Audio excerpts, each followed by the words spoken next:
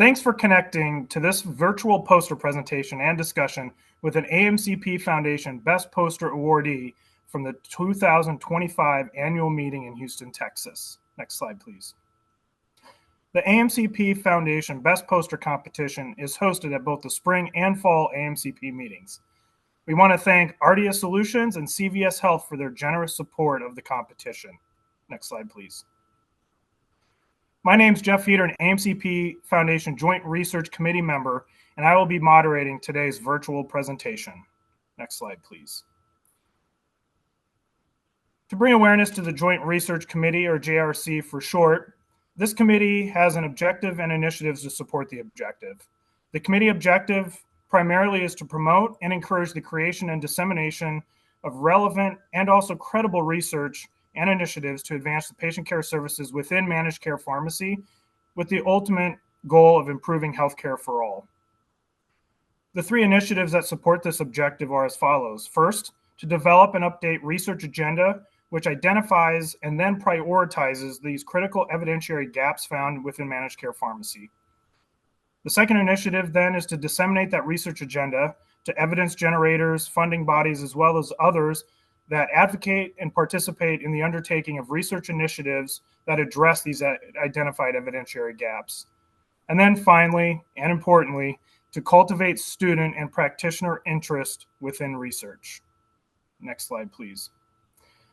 We do this through the Managed Care Pharmacy Research Agenda, which is focused on four main pillars. Those pillars are to focus on real-world evidence to inform managed care pharmacy decision-making. The second pillar is focused on value-based models within managed care pharmacy and how do they address the total cost of care.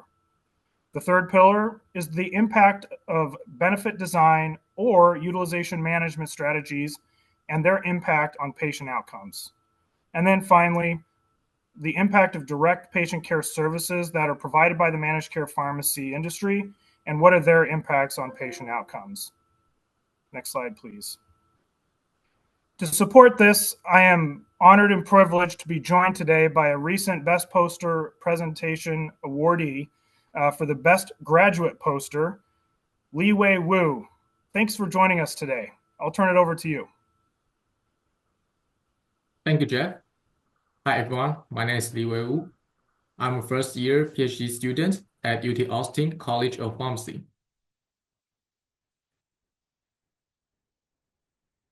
My poster title is Change in Healthcare Cost Over a Decade Among Patients with Cancer and Cardiometabolic Comorbidities. We know that the cancer burden have increased over years in the US. In 2025, an estimated 2 million new cancer cases and over 600,000 cancer deaths are projected. For patients with cancer, it is common for them to have cardiometabolic comorbidities, including hypertension, hyperlipidemia, and diabetes. And these comorbidities can complicate cancer care, ultimately leading to worsened clinical outcomes and increased healthcare resource utilization. Although there is several evidence regarding the rising cost associated with cancer care and the increasing prevalence of cardiometabolic comorbidities, the combined effect of these two factors on healthcare spending trends remains unclear. Therefore, we aim to assess trends in healthcare costs among patients with both cancer and cardiometabolic conditions, including hypertension, hyperlipidemia, and diabetes. We use market scan research database from 2011 to 2021. And this is our study design. During the study period, we found patients with new cancer diagnosis, and their first diagnosis is index date.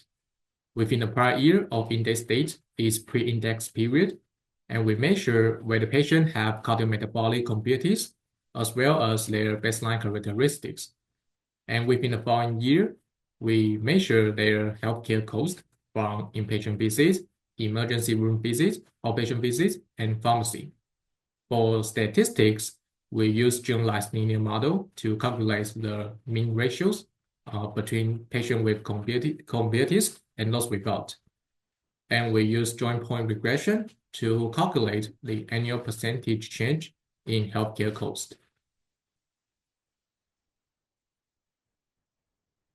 For our main result, change in annual cost, for figure A, hypertension, the red line represents who have cancer and hypertension, and blue line represents patient with cancer but without hypertension, and green line is the overall population with cancer.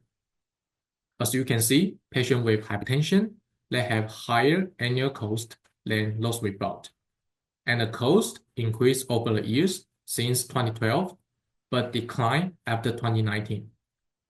The decline reason may be due to COVID-19 pandemic, because several studies indicated that patients may delay or may not receive their treatment during the pandemic period.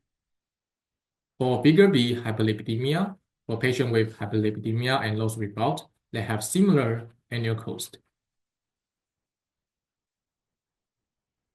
For figure C, diabetes, the results are similar to hypertension, figure A. And for figure D, number of comorbidities, the red line represents patients with 3 comorbidities, orange for 2, green for 1 comorbidity. So for patients with more comorbidities, they have higher annual cost. And in each figure, you can see a clear trend that costs increase over the years, but decline after 2019. We also calculate the cost ratio between patients with comorbidities and those without. And the dark color here represents higher cost ratios, which also means there a greater difference in their cost. For patients with hypertension and diabetes, they have higher cost than those without, but this association was not observed for hyperlipidemia. And for patients with multiple comorbidities, especially with 3 comorbidities, they have the highest annual cost. In conclusion, healthcare costs for patients with both cancer and cardiometabolic comorbidities have risen since 2012. Although there was a decline after 2019 due to the impact of pandemic, the overall trend remains concerning. Patients with cancer and baseline hypertension, diabetes, and multiple comorbidities were associated with higher healthcare expense. Our findings highlight the significant financial burden for these patients and reveal the change in healthcare cost and potential undertreatment during the pandemic period. I would like to acknowledge the support from our research team and my division. Thank you. Thanks, Li Wei, for the great overview of your research and the presentation for your poster at the recent AMCP meeting. So I do want to take a minute, if we can think back to the research agenda that we went over at the top of the discussion. Of those 4 research pillars, where do you feel your research falls, under which pillar, and a little bit about why? Yeah, I think our research falls into the pillar of real-world evidence to inform managed care pharmacy decision making, because we use the real-world insurance database to provide real-world evidence regarding the healthcare cost for patients with cancer and inform the clinical and financial burdens faced by these populations. Great. I think, definitely with the research pillars, you definitely find that this very much probably falls within that real world evidence. Thank you. So if you wouldn't mind, I have a couple questions for you just to kind of get to know you a little bit better in the research you did, and a little bit about, what we can give back to the students and others that are watching this presentation. Thinking back to, as you're kind of getting started within the research that you conducted, why did you focus on this particular topic and this particular research? Yeah, as I mentioned, previous studies found the rising cost of cancer care over the years and the increasing prevalence of cardiometabolic comorbidities. However, there's limited evidence regarding the financial burden on this population, especially considering the impact of the COVID-19 pandemic. Yeah, I think that's a reason why we are interested in this combined effects on healthcare cost and conducting this research. Great. Thanks. What did you learn through the process then? So, I think everyone that goes through research has a little bit different experience. As you think back over, the time period that you did this particular research on this particular topic, what'd you learn through the process? It's my first time conducting research on healthcare cost, and my previous experience is mainly in pharmacoepidemiology. So we focus more on drug utilization, effectiveness, and safety issues. And I realize economic outcome is also important, especially for patients with cancer, because many cancer treatments are expensive, and these patients face a higher financial burden. My advisor, she provide me with a lot of guidance. For example, we have numerous findings in our study, and we need to determine which ones are most important to include and emphasize in our manuscript. Anyway, she gave me valuable insight to help with this decision. Great, thank you.